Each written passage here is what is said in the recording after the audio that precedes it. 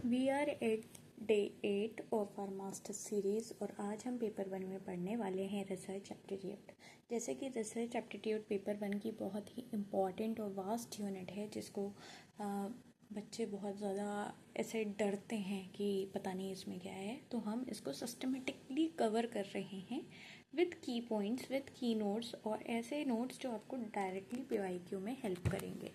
तो बात यह है कि हमने जो डिज़ाइन करी है ये सीरीज़ वो इसलिए सिस्टमेटिकली करी है कि आपको लोड ना पड़े मतलब आप चीज़ें पढ़ते भी जाएं और आपको दिक्कत भी ना हो।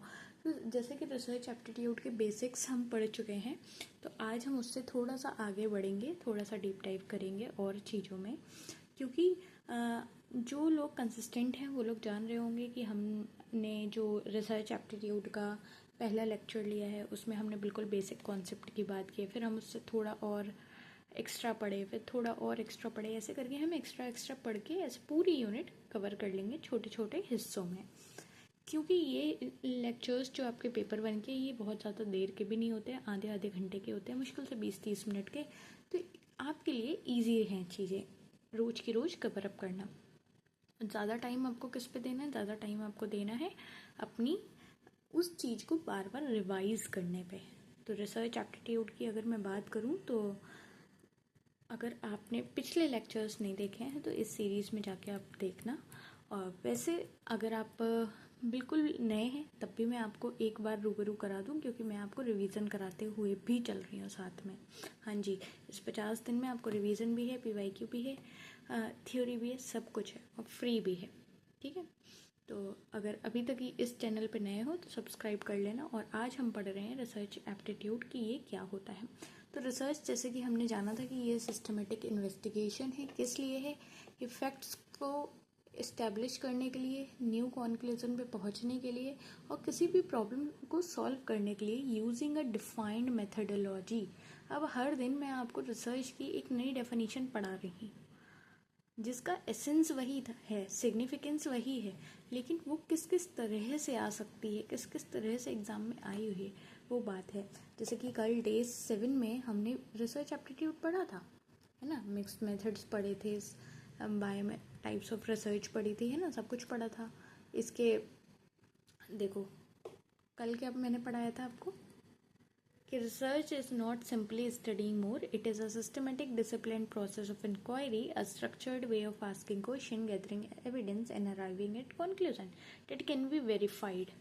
एक एक वर्ड इसका इम्पॉर्टेंट है क्योंकि ये सारे वर्ड्स आपको पेपर 1 के जो PYQs हैं उनमें देखने को मिलेंगे।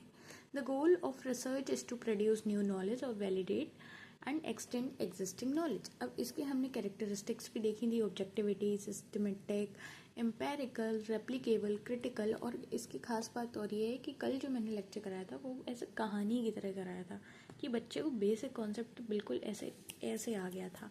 ठीक है, समझ गए। अगली बात जो हम करें इसका टाइप्स की, तो मैंने आपको पढ़ाया हुआ है pure basic research, applied research, action research. उसके साथ में कुछ और भी टाइप ऑफ रिसर्च, जो नई रिसर्चेज अभी तक आप जिनसे अनजान हो सकते हैं।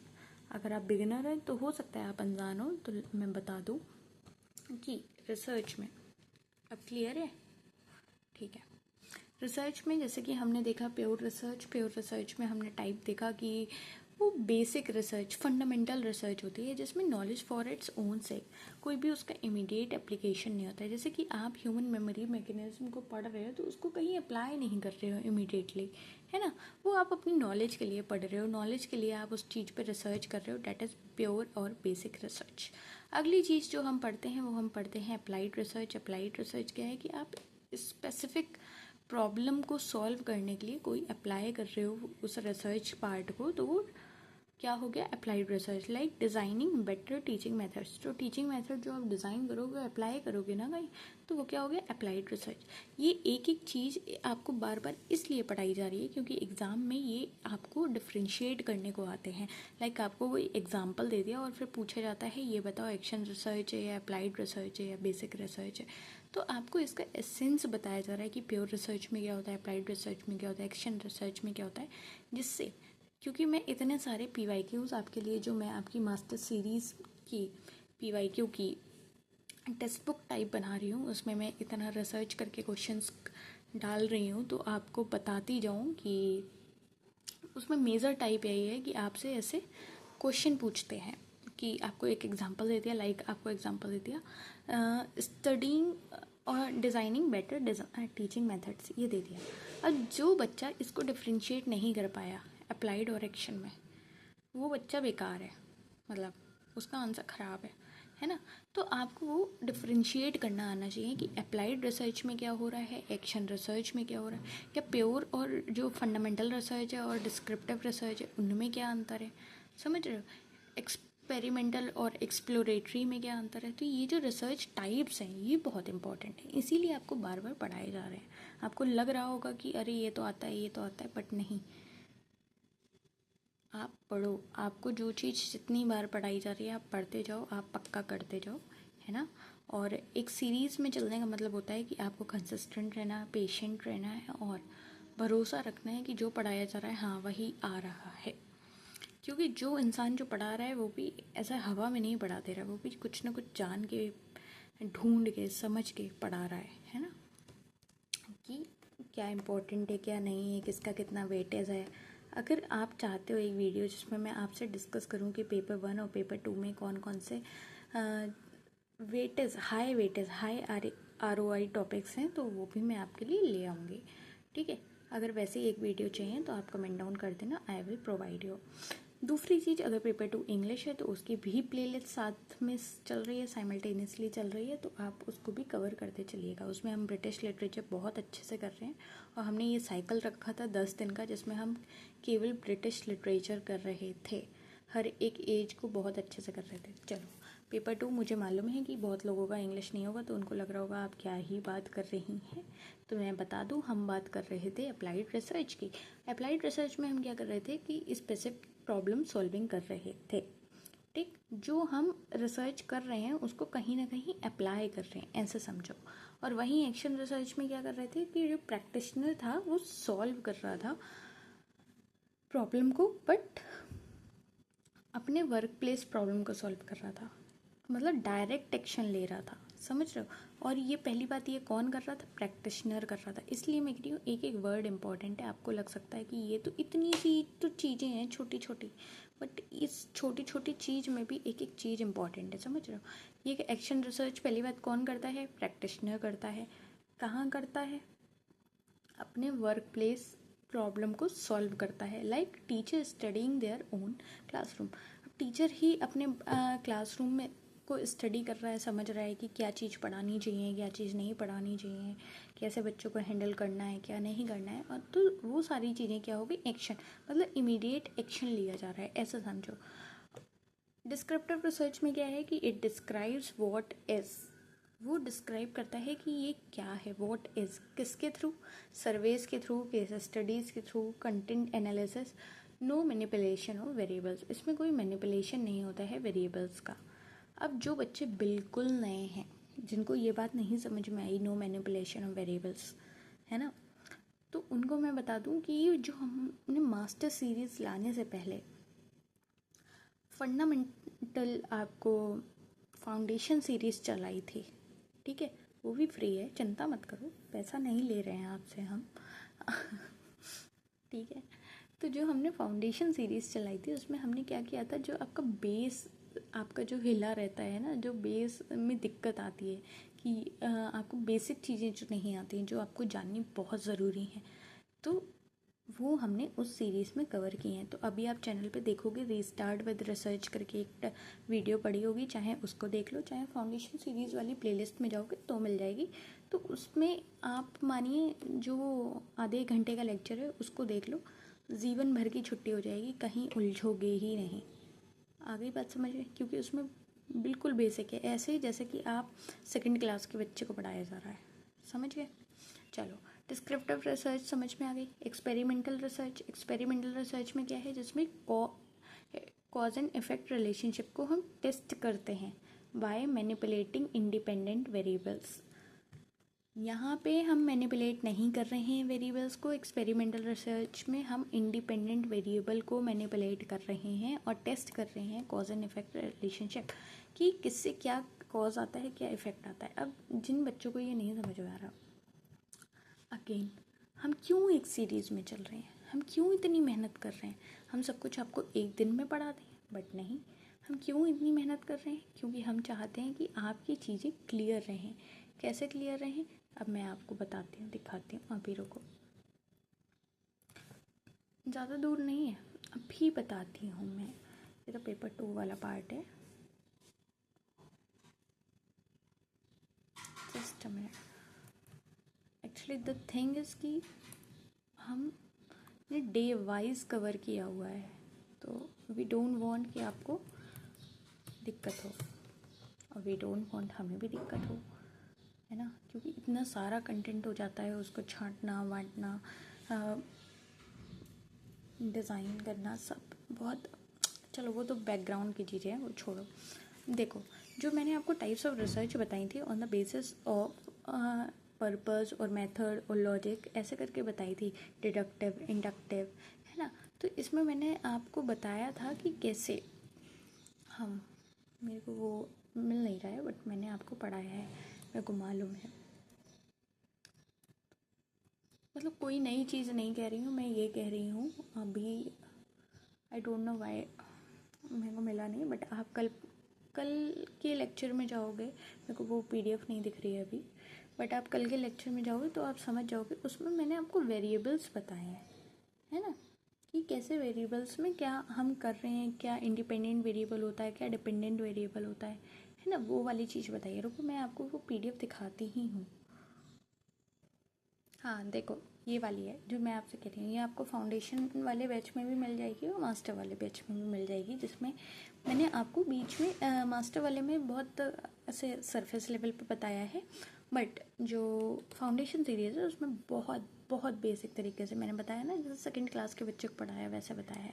तो जैसे मैं रिसर्च के कंपोनेंट जब डिस्कस कर रही थी, तो मैंने आपको ये टेबल दी थी जिसमें मैंने आपको बताया था कि ये कंपोनेंट्स होते हैं, research question, hypothesis, variables, research design, data collection, analysis.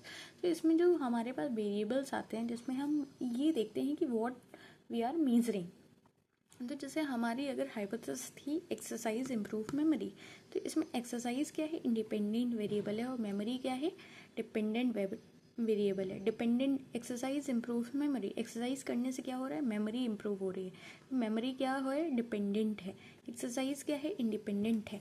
तो हम उसमें बात कर रहे हैं कि क्या हम मैनिपुलेट करेंगे, क्या नहीं मैनिपुलेट करेंगे। इसके साथ हमने आपको रिसर्च क्वेश्चन, उसके टाइप्स, उसकी कैसे वो अच्छा होता है, कैसे ख़राब होता है, क्या होता है, हाइपोथेसिस क्या होती है उसके, based on nature, based on complexity, सारी बातें बहुत अच्छे से की हुई हैं, बहुत बेसिक से। मैंने आपसे कहा है ना कि ये फाउंडेशन वाला लेक्चर देख लो, अगर अभी तक नहीं देखा है, you will love it, you will love it, और आपके सारे डाउट्स क्लियर हो जाएंगे। जैसे वेरिएबल्स हैं, वेरिएबल्स भी मैंने आपको बहुत अच्छे से समझाए हुए हैं कि उसकी डेफिनेशन क्या होती है, बेसिक वेरिएबल के कॉन्सेप्ट क्या होते हैं, टाइप क्या होते हैं, जैसे क्वांटिटेटिव हो गया, क्वालिटेटिव एस्पेक्ट में हमने देखा कि क्या क्या है, क्या नहीं है।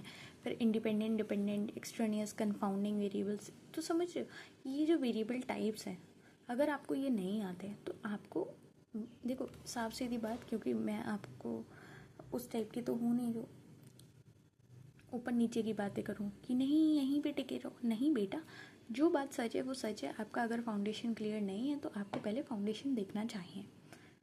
आपको टाइम वेस्ट करने की ज़रूरत नहीं है, क्योंकि अगर आप सीरियस एस्पिरेंट हो, तैयारी कर रहे हो, अपने आप में इतनी बात तो समझ रहे होगे ना कि पहले बेस क्लियर करोगे। ठीक है, तो इंडिपेंडेंट और डिपेंडेंट वेरिएबल अगर जिनको नहीं मालूम है वो ये जान लें कि इंडिपेंडेंट वेरिएबल क्या होता है, दैट इज़ मैनिपुलेटेड और changed by the researcher. It is the cause in effect relationship. जो कॉज एंड इफेक्ट रिलेशनशिप होती है उसमें कॉज क्या होता है, इंडिपेंडेंट वेरिएबल, और डिपेंडेंट वेरिएबल क्या होता है, जिससे हम इफेक्ट मेजर करते हैं। ठीक, जिसको मेजर करते हैं, जिसको ऑब्जर्व करते हैं। तो जो इंडिपेंडेंट वेरिएबल है उसको मैनिपुलेट कौन कर देता है, रिसर्चर। वो चेंज किया जा सकता है। ठीक, कैसे इंडिपेंडेंट वेरिएबल है, डिपेंडेंट वेरिएबल है, ये सारी बातें की थी। एक्सट्रेनियस कंफाउंडिंग वेरिएबल बहुत अच्छे से बताया था कि एक्सट्रेनियस वेरिएबल क्या है, any variable other than independent variable that might affect dependent variable. ये जो आपकी ये जो लैंग्वेज लिखी है ना, इसको ध्यान में रखो। ठीक, अगली बात अगर हम करें, कंफाउंडिंग वेरिएबल, ये ऐसा एक्सट्रेनियस वेरिएबल है जो कंट्रोल नहीं किया जाता है, और बिना कंट्रोल किए भी वो अफेक्ट कर देता है डिपेंडेंट वेरिएबल को, जिससे रिजल्ट हमारे अनक्लियर हो जाते हैं। आगे समझ में, ये एग्जांपल दिया था मैंने, कंट्रोल मॉडरेटिंग वेरिएबल हमने बात की थी, इंटरवेनिंग मीडिएटिंग वेरिएबल बात की थी, इन सब की एक समरी, क्विक समरी टेबल दी थी। आपको इतनी सारी अच्छी चीज़ें प्रोवाइड की जा रही हैं, तो इसका लाभ उठाइए। और इन केस आपने अभी तक नहीं देखा है तो आप देखो। दिस इज़ नॉट प्रमोशन, ठीक है, ये प्रमोशन नहीं है कि मैं आपसे ऐसे प्रमोट कर रही हूँ कि ये करो वो करो, ये इट्स लाइक बेसिक नेसेसिटी कि अगर आप पढ़ रहे हो तो आपको ये चीज़ अच्छे से आनी चाहिए। That's why I am telling you कि इस वाली पीडीओ में, इस वाली चीज़ में मैंने आपको ये कराया है, तो you should watch, you should study.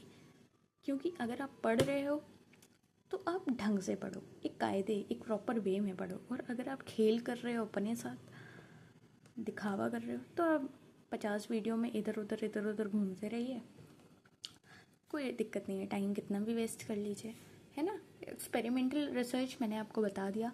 Historical research में क्या था कि हम पास्ट इवेंट्स को प्राइमरी और सेकेंडरी सोर्सेज को यूज़ करके स्टडी कर रहे थे। और रिसर्च की प्रोसेस जैसे कि हमने आपको बताई, अब क्या है, इसका ऑर्डर आ जाता है जो आपको याद होना चाहिए। तो सबसे पहले हम क्या करते हैं, एक आइडेंटिफाई करते हैं प्रॉब्लम को कि वो प्रॉब्लम क्या है, फिर उसका लिटरेचर रिव्यू करते हैं, मतलब हम एग्जिस्टिंग नॉलेज गैप्स को देखते हैं कि कहाँ पे गैप आ रहा है, ठीक। फिर अपनी हाइपोथेसिस को फॉर्मुलेट करते हैं। हाइपोथेसिस क्या होती है, कल बहुत पढ़ाई है बेटा, अब तो आपको मालूम होगा ना। एक ऐसा स्टेटमेंट जिसको हम टेस्ट करते हैं, प्रेडिक्ट करते हैं, ठीक, कि वो सही है या नहीं। फिर उसके बेसिस पे रिसर्च डिज़ाइन बनाते हैं, डेटा कलेक्ट करते हैं, उसको एनालाइज करके, इंटरप्रेट करके रिपोर्ट राइटिंग करते हैं। This is the research process you have to remember. अगली बात अगर हम करें रिसर्च मेथड की, तो जैसे हमने जाना था क्वालिटेटिव और quantitative mixed method. Based on method हमने जाना था क्वांटिटेटिव में हम न्यूमेरिकल डेटा पे फोकस कर रहे थे, वहीं पे हम क्वालिटेटिव में नॉन न्यूमेरिकल डेटा यानी कि इंटरप्रेटिव स्मॉल सब्जेक्टिव मीनिंग्स पे हम फोकस कर रहे थे। ये जो कीवर्ड्स हैं, मैं उम्मीद करती हूँ आप पेन कॉपी लेके बैठे होंगे और ये कीवर्ड्स नोट कर रहे होंगे, क्योंकि केवल कथा सुनने तो आप भी नहीं आए। अब आप कहेंगे मैम आप डांटती बहुत हैं, तो मैम डांटती नहीं है, मैम बता रही हैं, ओके। मिक्स्ड मेथड मैंने बताया कि जो क्वालिटेटिव और क्वांटिटेटिव दोनों को कंबाइन करके हम जो रिसर्च करते हैं, that is mixed method use कर रहे हैं हम। हाइपोथेसिस जो बहुत पूछा जाता है, उसके टाइप मैंने आपको कल भी बताए थे और आज फिर बता रही हूँ कि नल हाइपोथेसिस क्या है, H0, जिसको हम रिजेक्ट करते हैं, जो हमें बताती है कि कोई रिलेशनशिप एग्जिस्ट नहीं कर रही है इन बिटवीन वेरिएबल्स, ठीक। अल्टरनेटिव हाइपोथेसिस जो H1 है, को हम एक्सेप्ट करते हैं और ये एक रिलेशनशिप या डिफरेंस बताती है उन वेरिएबल्स के बीच का। डायरेक्शनल जो स्पेसिफिक डायरेक्शन में है, पॉजिटिव या नेगेटिव। नॉन डायरेक्शनल यहाँ पे रिलेशनशिप तो एग्जिस्ट कर रही है बट डायरेक्शन स्पेसिफाइड नहीं है। आपको और क्या याद रखना है कि a good hypothesis must be testable, falsifiable, clear and specific. इतनी बात याद रही। चलो अगली बात आपको क्या याद रखनी है, आप ऐसे याद कर सकते हो, ठीक है। रिसर्च टाइप्स याद करनी है तो ये ऐसे कर लो, panda always argue during every hike. मतलब मुझे लगता है आपको बेसिक नाम आप इतनी बार पढ़ लोगे कि खुद से याद हो जाएंगे, आपको कोई ट्रिक की ज़रूरत नहीं पड़ेगी। In case you need these are the tricks. Null और अल्टरनेटिव में कैसे याद रखना है कि नल हाइपोथेसिस में कोई इफेक्ट रिलेशनशिप नहीं है, और अगर आपकी ये जो हाइपोथेसिस है, नल हाइपोथेसिस है, ये रिजेक्ट हो रही है तो अल्टरनेटिव हाइपोथेसिस एक्सेप्ट की जाएगी। ये बात बहुत आती है, ठीक है। सैम्पलिंग मेथड्स की अगर मैं बात करूं, जो आता ही आता है प्रोबेबिलिटी, क्योंकि मैंने आपको बताया ना, research aptitude is like a very big unit, और जो अच्छा खासा वेटेज रख रही है, जो आती ही आती है, मतलब कोई शक है ही नहीं, समझ रहे हो।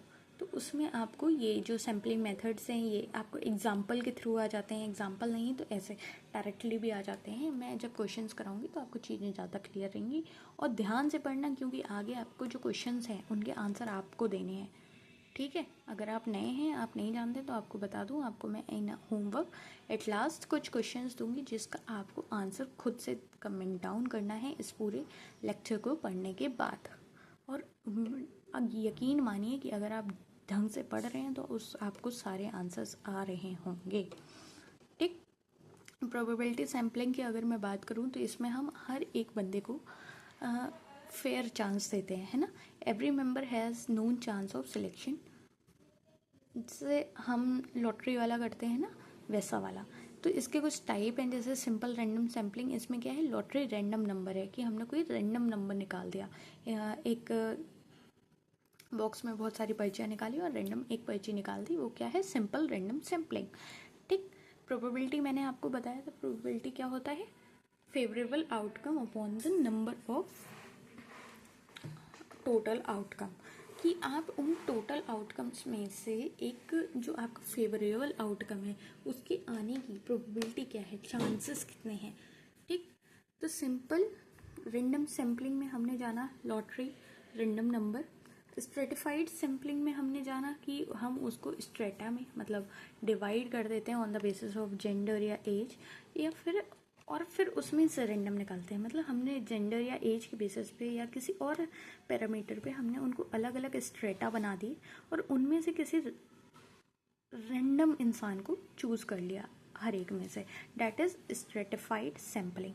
सिस्टमेटिक सैम्पलिंग क्या है, कोई भी nth एलिमेंट हमने कह दिया कि हर क्लास का 5वां रोल नंबर का बच्चा आ जाए उठ के, that is systematic sampling. Cluster sampling क्या है, जिसमें हम रेंडमली सिलेक्टेड ग्रुप्स, जिनको हम क्लस्टर्स कहते हैं, उनमें से चूज करते हैं, किसी इंडिविजुअल को नहीं, किसी रेंडम सिलेक्टेड ग्रुप को हम सिलेक्ट कर लेते हैं।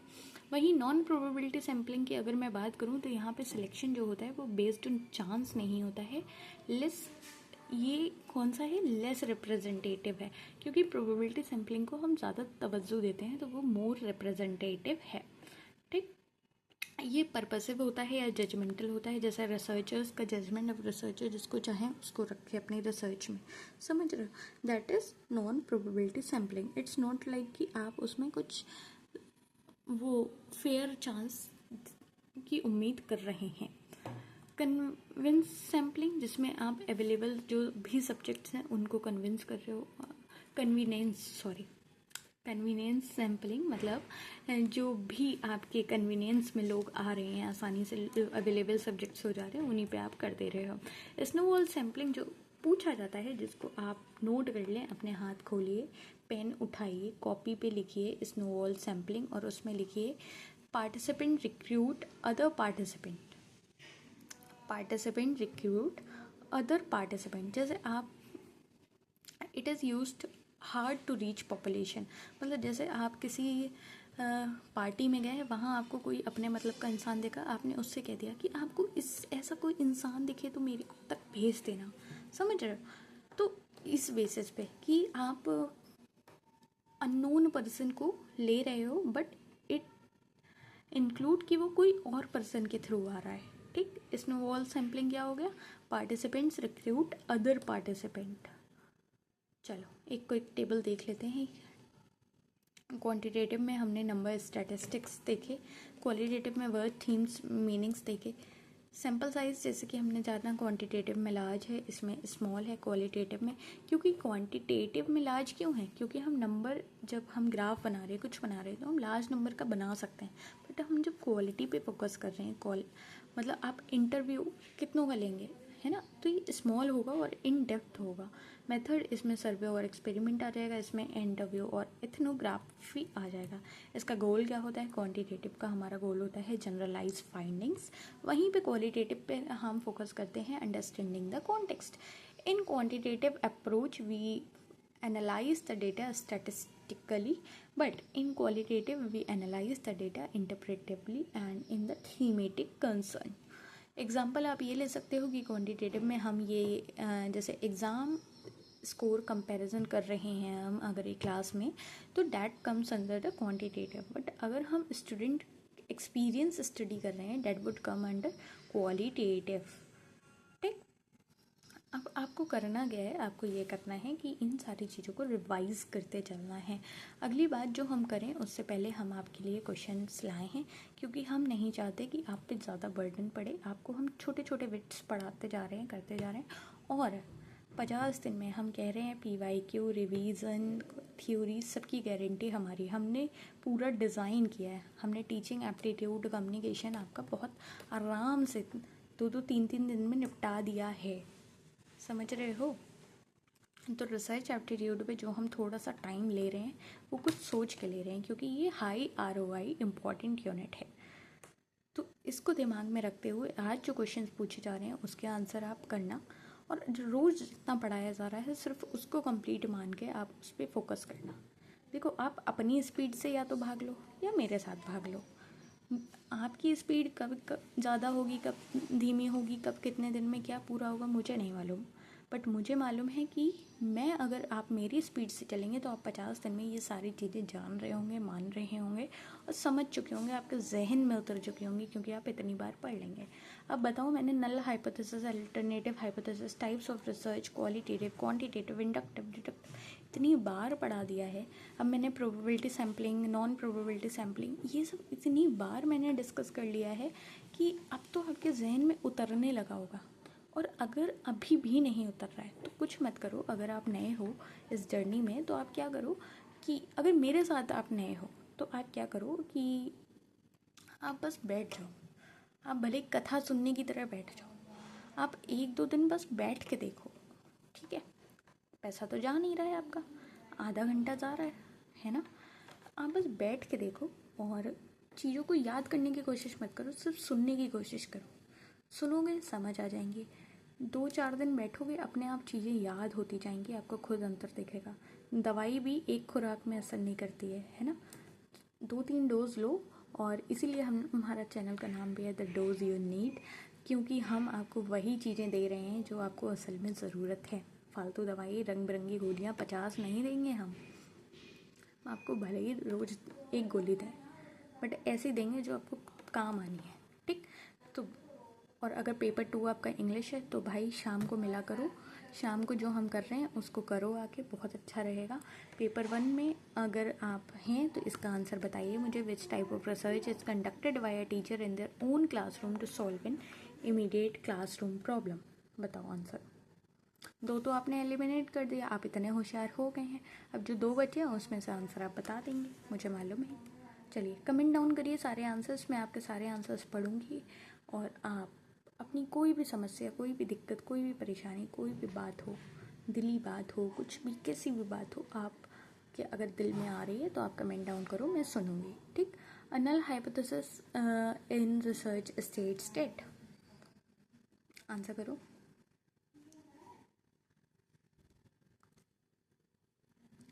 तीसरा, which sampling method is most appropriate when the population is divided into groups with distinct characteristics and representativeness from each group is required? अब बताओ,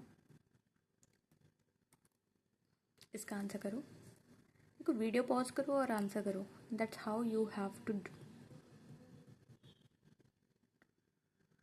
चौथा question, research conducted with no immediate practical application aimed purely at expanding knowledge is called? इसमें भी आप बता दोगे, मुझे उम्मीद है, अटकना मत।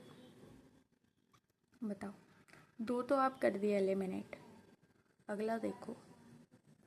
The correct sequence of steps in the research process, this is the question जो इस टाइप से आता है। ये ऐसे आपको एक एक कीवर्ड के साथ आ जा रहा है, कभी कभी ये बहुत लंबी लंबी लाइंस में आ जाता है जिसको आपको अरेंज करना होता है ऑर्डर में। तो सिक्वेंस अगर आपको पता होगा तो चाहे कितनी भी लंबी लाइन में आ जाए आप कर लोगे, है ना? तो पढ़ो इसे। आंसर नहीं बताऊंगी, ये आज के आपके 5 ही क्वेश्चन हैं, और इन 5 क्वेश्चन को आराम से करो, अच्छे से करो, और दैट्स ऑल फॉर टुडे। अगर जो बच्चे पेपर 2 इंग्लिश के हैं वो आ जाना। आज हम डे 8 में मॉडर्निज्म करने वाले हैं, और अगर पिछली क्लासेस नहीं की हैं तो करना, थोड़ा अच्छा लगेगा, समझ में आएंगी चीज़ें। That's all for today, see you in the next class. Keep learning, keep shining, और स्टे हेल्दी। पानी पीते रहो, ठीक है? खुश रहो। खुश रहो, पढ़ते रहो। इनके आंसर आप कमेंट डाउन कर देना। Okay, see you in the next class.